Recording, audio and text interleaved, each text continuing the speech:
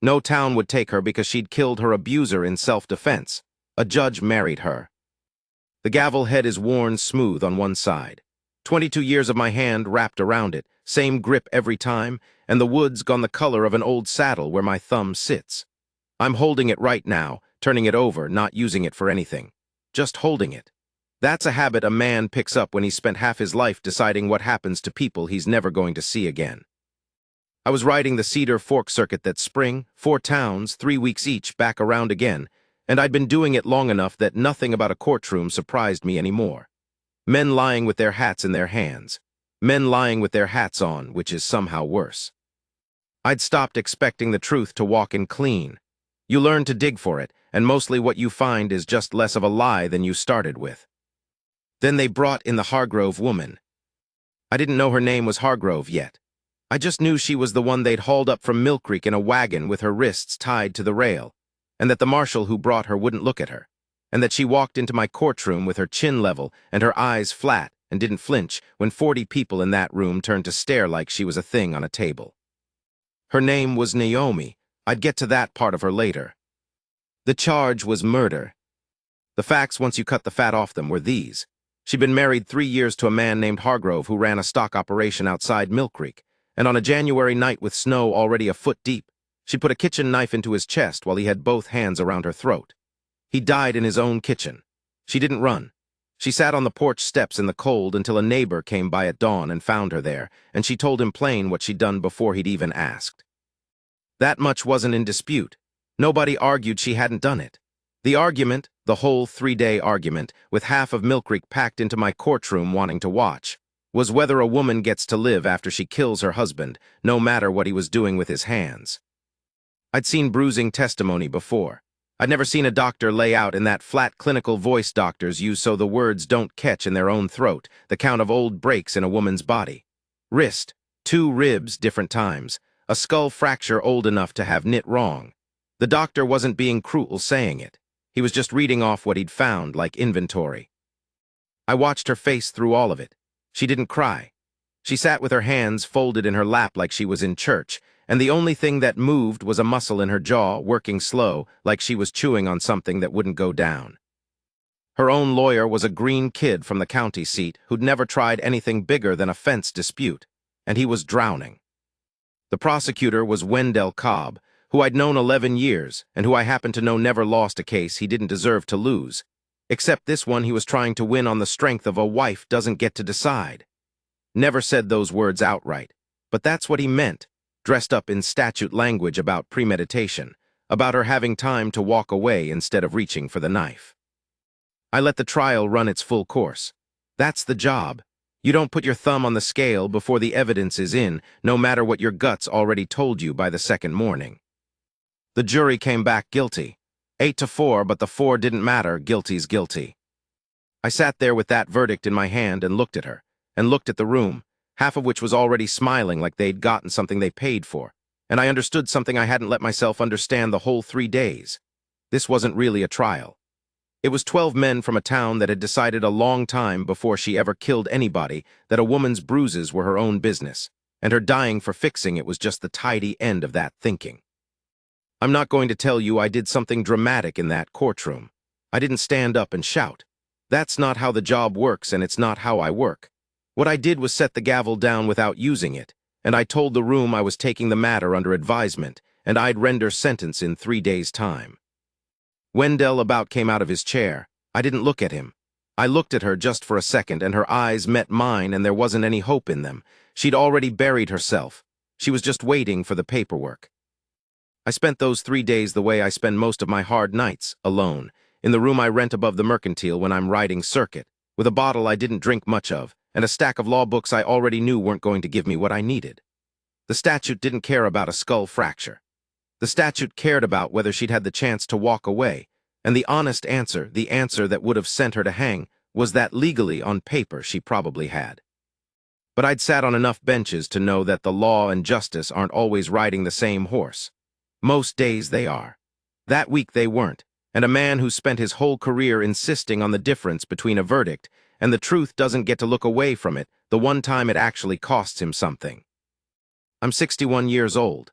I'd buried a wife 11 years back to a fever that took her in 4 days, and I'd buried, before that, the notion that I'd ever again have much use to anybody beyond what I could do from a bench. A judge gets respected, and a judge gets feared, and neither one of those is the same as being needed. I'd made my peace with that a long time before Naomi Hargrove ever walked into my courtroom. On the third day I came back in and I didn't read a sentence. I set aside the verdict. I won't bore you with the legal mechanics. There's a route for it, a narrow one, around self-defense doctrine and the standard for imminent threat, and I'd found enough in the old cases to walk it without breaking, even if Wendell Cobb's face went the color of a brick the whole time I was reading it out. I declared a mistrial on the grounds the jury'd been instructed wrong on the imminent standard, given what the doctor's testimony showed about a pattern stretching back years, not just that one night. Ordered a new trial, set bail low enough a barn cat could have paid it. Here's the part that matters, the part past the law books. No bondsman in that county would touch her bail. No boarding house would rent her a room. The very neighbor who'd found her on the porch wouldn't have her back under his roof, not with half the town looking at him sideways for it. She had a mistrial and an order to appear, and nowhere on God's earth to stand between now and then. I'd watched that happen before, to other people, lesser charges, and told myself it wasn't my business where a free woman slept. This time I couldn't make myself believe it. I went and found her in the holding room where she was waiting, still in her own clothes, hands no longer tied, but folded the same way they'd been the whole trial. She looked up at me like she expected I'd come to tell her something worse. I asked her where she meant to go. She said she didn't know. Said it plain, no self-pity in it, just a fact, the same way she'd have told you the weather. I told her I had a house outside Cedar Fork standing mostly empty since my wife passed, more room than one old man needs, and she was welcome to it until the new trial, and after if it came to that, for as long as she needed. I want to be honest with you, I didn't say it pretty. I'm not a pretty words man. I said it like I was reading her a continuance. She looked at me a long moment, then she said, "Why?" Not a question with a curl on the end of it. Just the word flat, like she was testing the floor before she put weight on it. I told her the truth, which was that I'd sat through 3 days of a town, deciding a woman's life wasn't worth what a man's was, and I wasn't going to be the next man in line to prove her right about people. She came to Cedar Fork in the back of my wagon, wrapped in a coat that wasn't hers, 3 days before Christmas, and she didn't say 4 words the whole ride.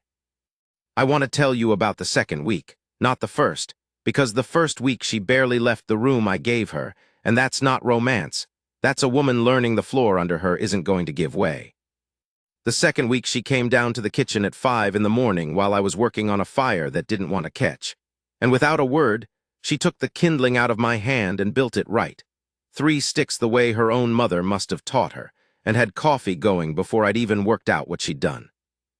I've been doing for myself 11 years, badly if I'm honest. A man living alone eats standing up and lets the dust settle where it wants to. She didn't say anything about the state of that house.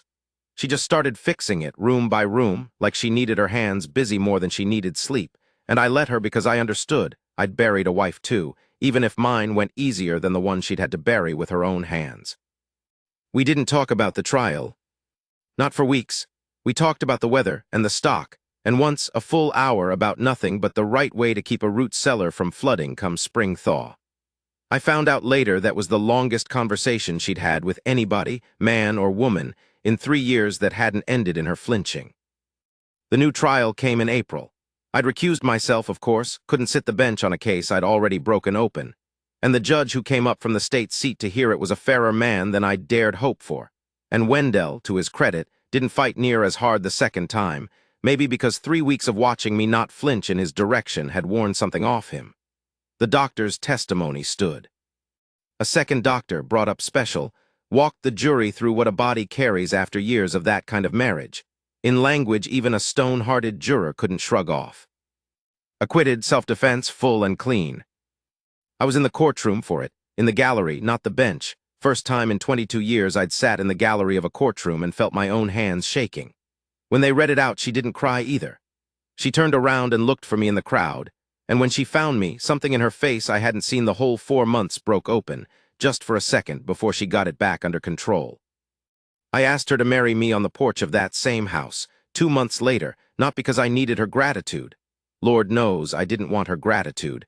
Gratitude's a debt, and I wasn't looking to be paid. But because somewhere in those months of watching her build a fire right and run that house better than I'd run it alone, I'd stopped being a man with an empty house and started being a man with a reason to come home to it. She didn't answer right away. She looked at me a long time, the way she'd looked at me that first day in the holding room, testing the floor. Then she said, "No town would have me." I told her I knew that. Told her that's exactly why I was asking, not in spite of it, but because of what it meant that I was the one man in 4 counties who'd looked at what she'd done and called it what it was, instead of what was easiest to call it.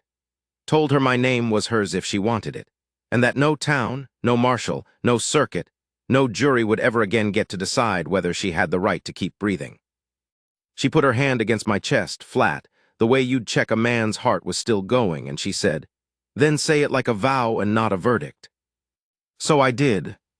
Standing on that porch, no judge's robe, no gavel, nothing of the bench about me at all. Just a man past 60 asking a woman who'd survived what most people don't to let him spend whatever years he had left making sure she never had to survive anything alone again. We were married by the circuit preacher in May, in that same kitchen she'd taught herself to run, and Wendell Cobb of all people stood up as witness, which I took as about as close to an apology as that man was ever going to give either of us. I still ride the circuit, 4 towns, 3 weeks each, back around again.